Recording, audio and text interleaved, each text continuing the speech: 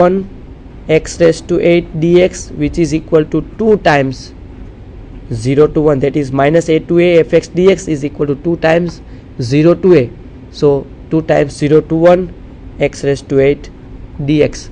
Okay, so now we can easily integrate this one, and we will get this is equal to 2 times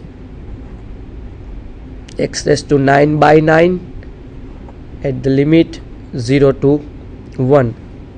So 2 into, if we put x is equal to 1 as upper limit, so it's 1 by 9. If I put lower limit 0, then answer will be 0. So that is only 1 upon 9. So our final answer is 2 upon 9. Okay, so using the theorem number 1, we can easily solve the example of this type when the function is even or odd.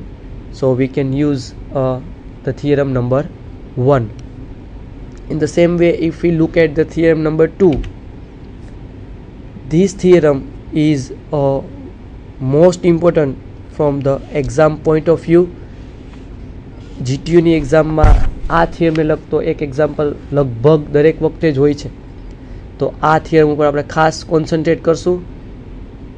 એમાં પણ મેં થિયરમને 2 પાર્ટમાં લખેલો છે. Actually બંને વસ્તુ same indication કરે છે. જે ફર્સ્ટ સ્ટેટમેન્ટ છે એ સેકન્ડ સ્ટેટમેન્ટનું સ્પેશિયલ ફોર્મેટ છે. If the function is continuous on interval 0 to a, then 0 to a fx dx is equal to 0 to a f of a minus x dx. અહીંયા lower limit તરીકે 0 છે અને upper limit તરીકે a છે. Okay, તો f of x dx is equal to થશે f of a minus x dx નું integration પણ સેમ થાય એવું સ્ટેટમેન્ટ નંબર 1 આપને આપે છે. સેમ રીતે સ્ટેટમેન્ટ નંબર જે 2 છે, if the function is continuous on the interval ab, then a to b fx dx is equal to a to b integration over a to b f of a plus b minus x dx. જો second સ્ટેટમેન્ટની અંદર હું a ની જગ્યાએ 0 અને b ની જગ્યાએ a put કરી દઉં, a ની જગ્યાએ 0 અને b ની જગ્યાએ a મૂકીશ, તો સેમ સ્ટેટમેન્ટ નંબર 1 આવી જશે. In short, we can say that statement number 1 is a special format of statement number 2.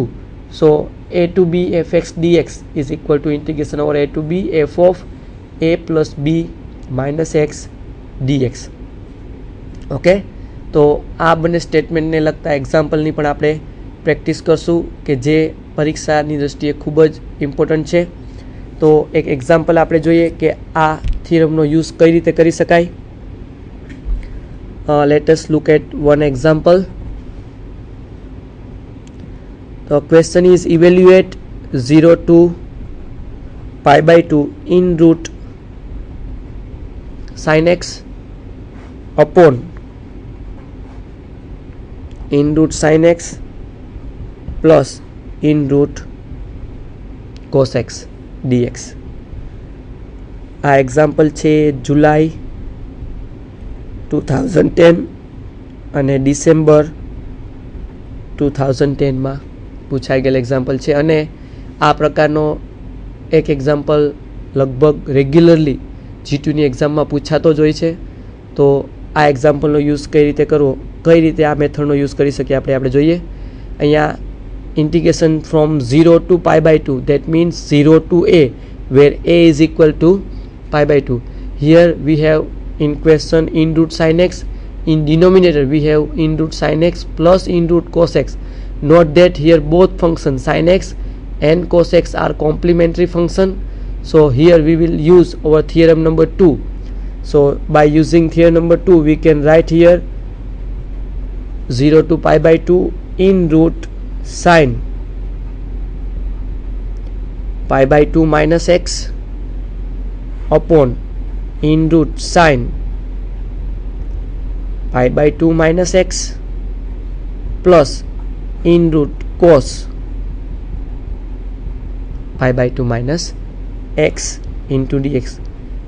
મેં કઈ રીતે આ સ્ટેટ લખેલું છે એક્સપ્રેશન, તો કે by theorem 0 to a f of x dx is equal to 0 to a f of a minus x, that means કે જ્યાં એક્સ હોય એની જગ્યાએ હું એ માઇનસ એક્સ લખી શકું આખા એક્સપ્રેશનની અંદર. તો આપણે આખા એક્સપ્રેશનમાં અહીંયા એક્સ છે, અહીંયા એક્સ છે અને અહીંયા એક્સ છે.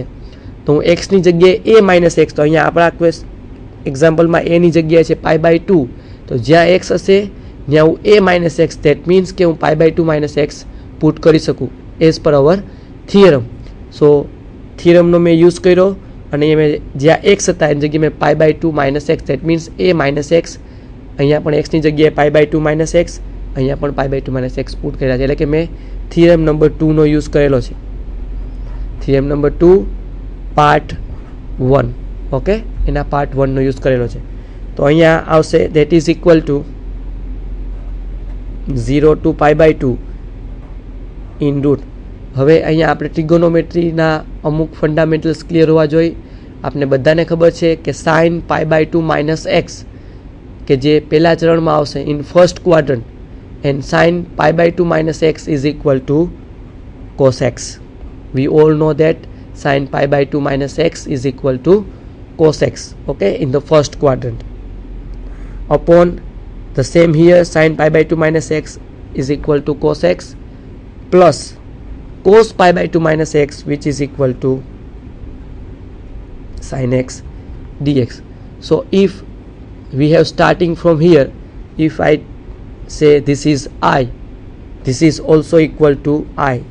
This is number 1, this is number 2. If I add both these statement, then I will get I plus I is equal to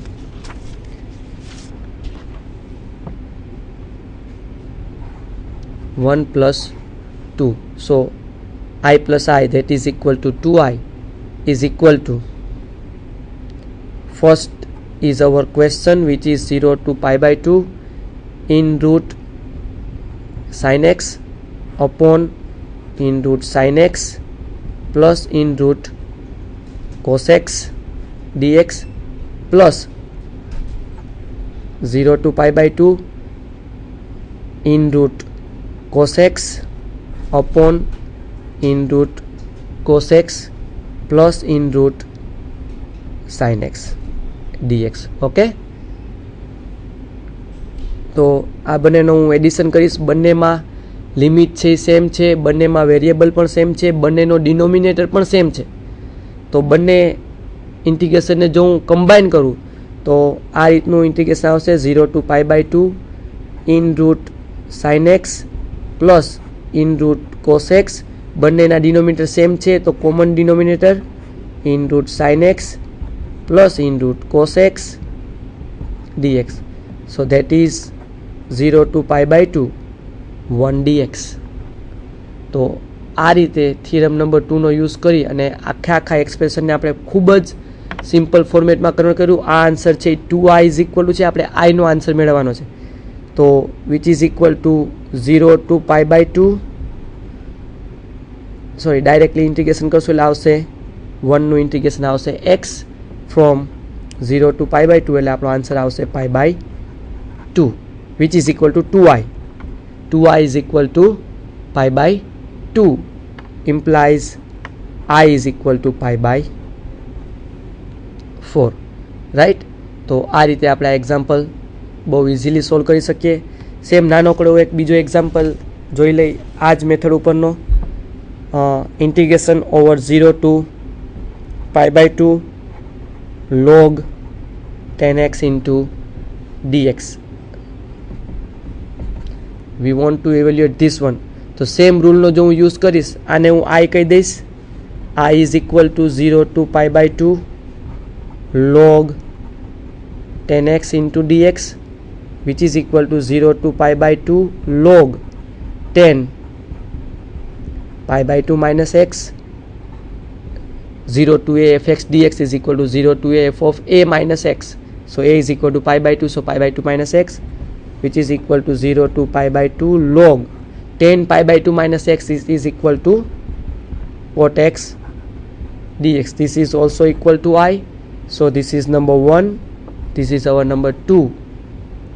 By adding these two, we will get 2i is equal to 0 to π/2 log 10x dx plus 0 to pi by 2 log cot x dx.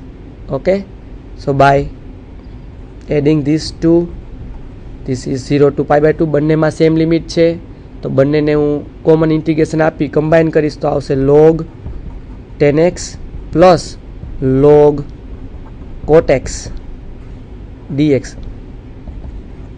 આપણે ખબર છે લોગેરિધમ્સના rule પ્રમાણે log a plus log b that is equal to log a into b. So this is equal to log 10x into cot x into dx, and 10x and cot x, 10x into cot x, which is equal to 1. So this is equal to 0 to pi by 2 log 1 dx, and log 1 is equal to 0. So after all we will get 0 answer. 2i is equal to 0, so I is equal to 0, which is our required answer. તો theorem number 2 નો use કરી અને આપણે આ રીતે easily રીતે example solve કરી શકીએ છીએ. તો આજના આ સેશનમાં આપણે ડિફાઇનાઇટ ઇન્ટિગ્રેશનનો આઈડિયા અને ડિફાઇનાઇટ ઇન્ટિગ્રેશનના એક્ઝામ્પલ કઈ રીતે સોલ્વ કરવા, લિમિટ કઈ રીતે મૂકવી એનો આપણે પૂરતો અભ્યાસ કર્યો છે. એ ઉપરાંત આપણે થિયરમનો યુઝ કરી અને ડિફાઇનાઇટ ઇન્ટિગ્રેશનના એક્ઝામ્પલ કેમ સોલ્વ કરવા એનું પણ ડિસ્કશન કરેલું છે. તો ડિફાઇનાઇટ ઇન્ટિગ્રેશનની અંદર આટલું જ છે. તો અહીંયા ડિફાઇનાઇટ ઇન્ટિગ્રેશનનો પોર્શન ફિનિશ થઈ જાય છે. હવે આપણે નેક્સ્ટમાં આપણે એની એપ્લિકેશનની વાત કરશું, એપ્લિકેશન ઓફ ડિફાઇનાઇટ ઇન્ટિગ્રેશન, કે જેની અંદર આપણે એરિયા અને વોલ્યુમની વાત કરશું. તો આજના સેશન માટે આટલું જ છે. That's it four today. Thank you very much.